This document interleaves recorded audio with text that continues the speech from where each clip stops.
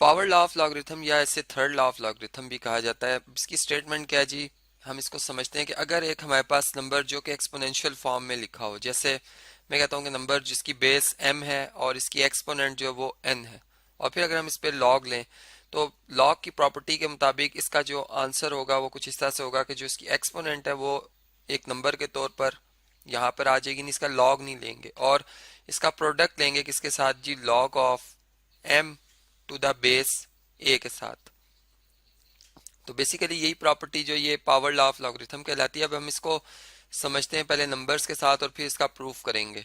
यानी फर्स्ट करें, मैं ये कहता हूँ कि अगर मेरे पास हम ये बात जानते हैं कि 10 का स्क्वायर जो है वो किसके इक्वल है जी, 100 के इक्वल है। यानी 10 को 10 से मल्टीप्लाई करेंगे तो 100 आता है, और इसकी अगर लॉगरिथमिक फॉर्म लिखी जाए इसी नंबर की तो हम यूँ कहते हैं कि वो कौन सा नंबर था जी, ठीक है।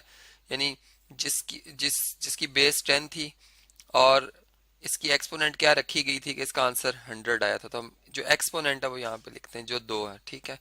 और इसी तरह से जब हम यहाँ पे बात करते हैं तो यहाँ पे मैं कहता हूँ चलें एक नंबर हम और सेलेक्ट करते हैं, हम लिखते हैं 10 की पावर 3, जो किसके इक्वल हो जाएगा जी, 1000 के इक्वल हो जाएगा। यानी 10 को आपस में 3 दफा मल्टीप्लाई करें तो 1000 आता है। और इसकी अगर एक्सपोनेंशियल फॉर्म से इसको लॉगरिथमिक फॉर्म में लिखा जाए तो ये बनेगा log of 1000 to the base या विद बेस 10 और इक्वल टू 3, जो कि एक्सपोनेंट थी यहाँ पे आ गई।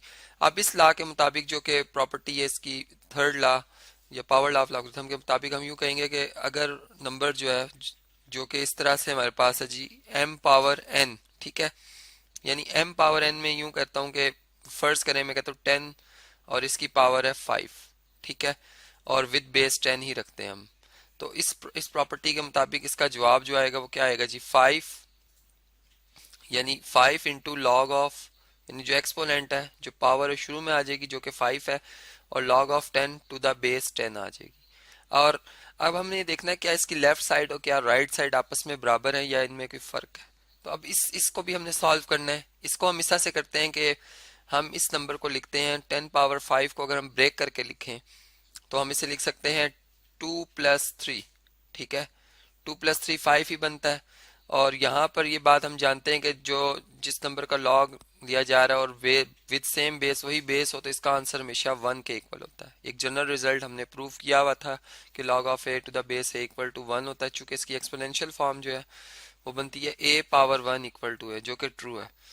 अब देखें यहाँ पर अगर लॉ ऑफ एक्सपोनेंट के हवाले से अगर मैं इसको अलग अलग कर लूँ, यानी लॉग ऑफ 10 का स्क्वायर, ठीक है, मल्टीप्लाई बाय यानी ये जो 10 है इसकी पावर, हमने जो एक रूल पढ़ा था जिसमें हमने पढ़ा था जी लॉ ऑफ पावर ऑफ, जो है हमारे पास प्रोडक्ट जो है एक्सपोनेंट्स के हवाले से, तो ये इसकी पावर्स जो है वो अलग अलग हो जाएंगी और बेस जो है इस नंबर की लॉग की वो 10 ही रहेगी।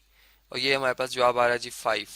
अब आप देखें कि अगर ये प्रोडक्ट की फॉर्म में लिखा हुआ नंबर जिसको कि हम इस पे फर्स्ट लॉ ऑफ जो लॉगरिथम या प्रोडक्ट लॉ ऑफ लॉगरिथम अगर हम इस पे वो अप्लाई करें तो ये लॉग ऑफ 10 टू द, यानी log of 10 square to the base 10, एक ये अलग हो जाएगा, ठीक है, प्लस फिर लॉग ऑफ जो हमारे पास दूसरा नंबर है जी 10 क्यूब टू द बेस 10, ये आ जाएगा और इक्वल टू 5 आ जाएगा।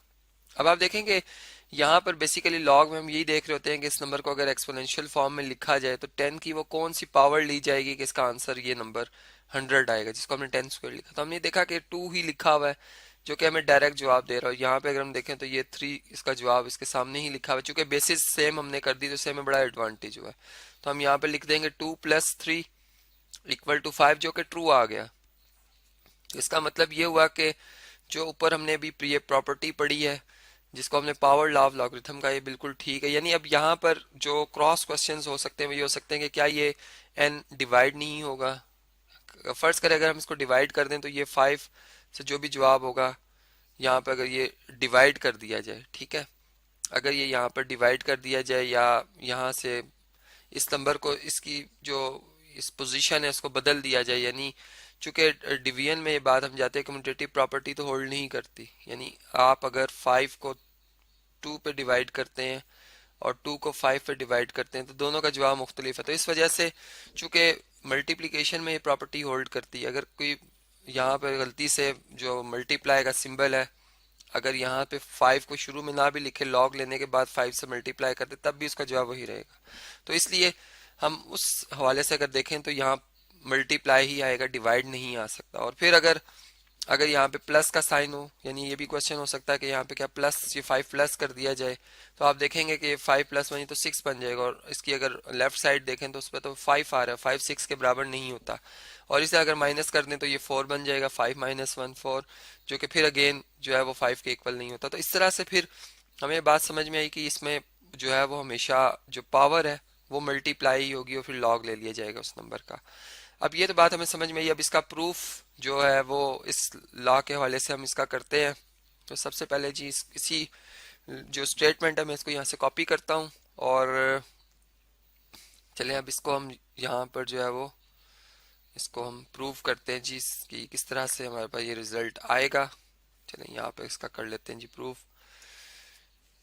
तो इसके लिए सबसे पहले जो है हम इस नंबर को जो कि जिसका लॉग लिया जा रहा है m, हम ये जो नंबर लिखा हुआ है जी log of m to the base a, इसको हम फर्ज करते हैं कि इसका जवाब जो है वो कोई x नंबर है, ठीक है, कोई रियल नंबर है जी x। और अब इसको अगर एक्सपोनेंशियल फॉर्म में लिखा जाए तो हम लिखेंगे a power x equal to m, ठीक है। अब देखिए यहाँ पर m पावर n है, अब यहाँ पर m है सिंपल, तो अगर मैं दोनों तरफ पावर्स ले लूँ, यानी इधर भी पावर n ले लूँ और यहाँ भी पावर n ले लूँ, जो कि इक्वालिटी भी बरकरार रखेगी। अब क्या होगा कि यहाँ पर m पावर n आ जाएगी हमारे पास, जबकि यहाँ पे लॉ ऑफ पावर जो कि एक्सपोनेंट्स के लॉज हैं उसके हवाले से मैं बात कर रहा हूँ, तो ये x और n दोनों एक ही पावर्स हैं, दोनों आपस में मल्टीप्लाई हो जाएंगी। अब हम अगर इसी नंबर को लॉगरिथमिक फॉर्म में लिखना चाहें विद बेस a के हवाले से, हम बेस a रख रहे हैं, ठीक है, और जो एक्सपोनेंट है वो एक्स एन है, ये बात जहन में रहे। तो फिर हम ये देखेंगे कि हमारे पास जो इसकी लॉगरिथमिक फॉर्म बनती है वो बनेगी लॉग ऑफ जो नंबर है जो कि एक्सपोनेंट्स, यानी इस बेस पे एक्सपोनेंट रखने के बाद आता है जवाब, वो हम इधर लिखते हैं जी m पावर n इधर आ जाएगी, बेस इधर आ जाएगी, और इक्वल टू जो हमारे पास एक्सपोनेंट है वो इधर आ जाएगी x मल्टीप्लाई बाय n, या हम इसको n मल्टीप्लाई बाय x लिख सकते हैं। तो चलें इस तरतीब से लिख देते हैं, चूंकि हमने उसी बात को जो रिजल्ट ऊपर लिखा लेके आना है। अब x किसके बराबर है, ये आप जानते हैं कि log of m to the base a के इक्वल है, तो यहाँ पर हम x की जगह ये लिख देंगे जी log of m to the base a।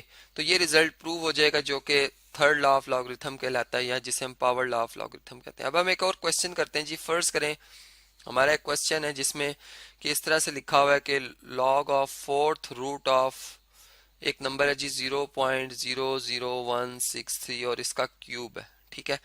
अब हम सिर्फ इसको सिंप्लीफाई करने के लिए जारी बात है कि इस पे लॉज ऑफ लॉगरिथम अप्लाई होंगे, तो पहले हम जो है वो इस नंबर को लिखेंगे इसकी एक्सपोनेंशियल फॉर्म में, ये इस वक्त अपनी रेडिकल फॉर्म में लिखा हुआ है, तो 163 और इसकी पावर 3 भी है, और ये देखें तो ये फोर्थ रूट होने की वजह से 1/4 भी है, जो कि आपस में मल्टीप्लाई होकर 3/4 हो जाएगी।